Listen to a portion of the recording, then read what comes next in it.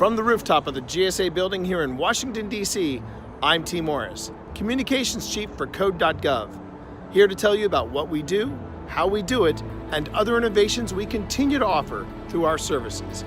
As part of the Federal Source Code policy, Code.gov went live in November 2016 as a website and application programming interface, or API. To further explain the Federal Source Code policy is Joe Castle, Director of Code.gov. The policy dictated three things to federal agencies. First, that federal agencies must write their own source code policy that complements the federal source code policy.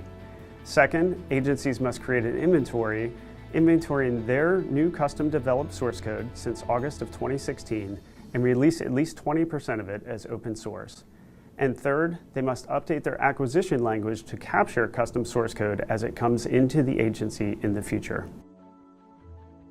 When going online in November 2016, Code.gov offered access to 50 code repositories or repos, listed as either government agency sharing, open source, or both.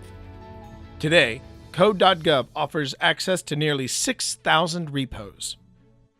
With many of these projects listed as open source, we have seen some amazing successes based on pull requests, merges, and downloads. Some of these projects include Walkoff from the NSA, a flexible, easy-to-use automation framework, allowing users to integrate their capabilities and devices to cut through the repetitive, tedious tasks, slowing them down and getting work completed. The U.S. Web Design System from GSA, now implemented by hundreds of federal, state, and local operations.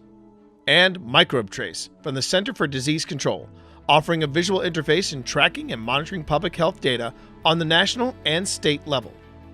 We remain innovative as a service and as a platform based on a number of factors. Again, here is Code.gov Director Joe Castle to tell us more.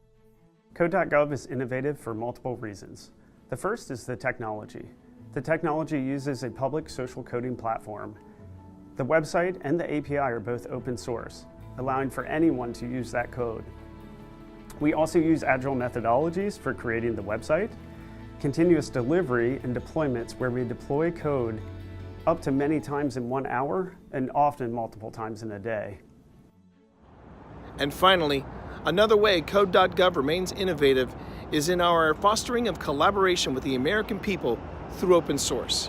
And we here at Code.gov continuously extend the invitation to creative minds everywhere to pay us a visit online, take a look, and make an impact, one line of code at a time. Thank you for your consideration, and from all of us here at Code.gov, code on.